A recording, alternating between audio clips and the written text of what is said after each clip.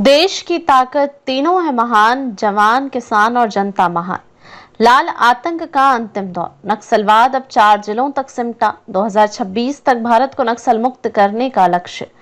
कभी भारत के जंगलों और आदिवासी क्षेत्रों में फैला हुआ लाल आतंक यानी कि नक्सलवाद अब अपने आखिरी दौर में पहुंच गया है।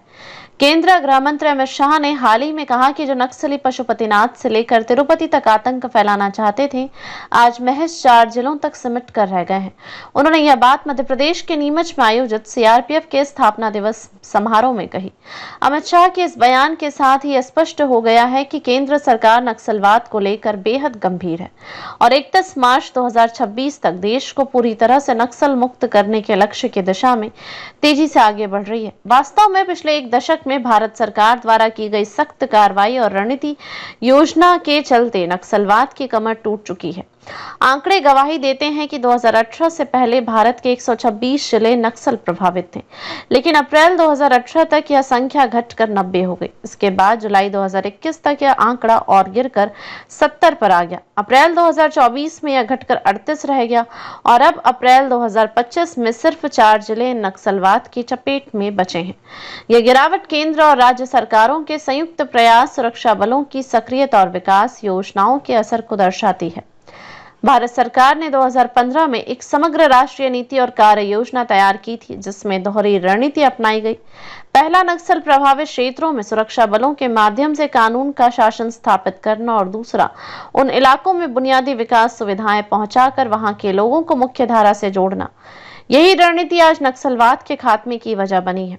पहले जहां नक्सल प्रभावित इलाकों में शिक्षा, स्वास्थ्य, कनेक्टिविटी, बैंकिंग और डाक सेवाएं भी नहीं पहुंच पाती थी, आज वहां सड़कें बन रही हैं, स्कूल खुल रहे हैं और इंटरनेट जैसी सुविधाएं उपलब्ध हो रही हैं।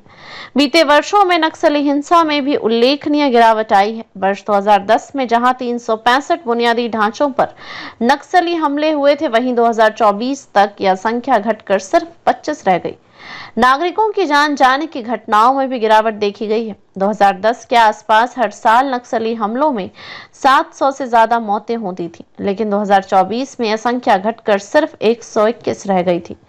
बीते 3 वर्षों के आंकड़े बताते हैं कि 2022 में नक्सली हिंसा से कुल 413 मौतें हुई। 2023 में यह बढ़कर 485 हुई, लेकिन 2024 में यह घटकर 374 रह गई। इनमें सबसे अधिक प्रभावित राज्य छत्तीसगढ़ रहा, जहां लगातार 3 वर्षों में सबसे ज्यादा मौतें दर्ज की गई। 2022 246, 2023 में 305 और 2024 में 267। झारखंड, उड़ीसा, महाराष्ट्र, मध्य प्रदेश, बिहार जैसे राज्यों में भी नक्सली घटनाएं घटती जा रही हैं। विशेष रूप से झारखंड में 2023 में 129 मौतें दर्ज हुई थी, जो 2024 में घटकर 69 रह गई। वहीं केरल और पश्चिम बंगाल जैसे राज्यों में 2024 में एक भी मौत दर्ज नहीं हुई।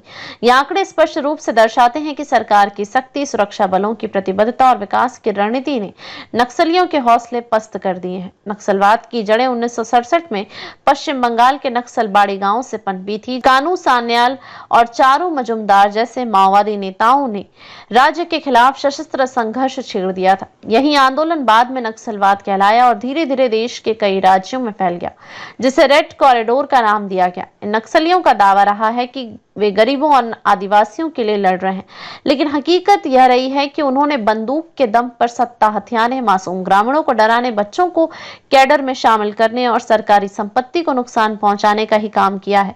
अब जब नक्सलवाद केवल 4 जिलों में सीमित रह गया है, यह कहना गलत नहीं होगा कि लाल आतंक अपने अंतिम सांसें गिन रहा है। हालांकि सरकार के लिए चुनौती पूरी तरह खत्म नहीं हुई है, खासकर छत्तीसगढ़ जैसे राज्य में, जहां अब भी नक्सलियों की सक्रियता बनी हुई है।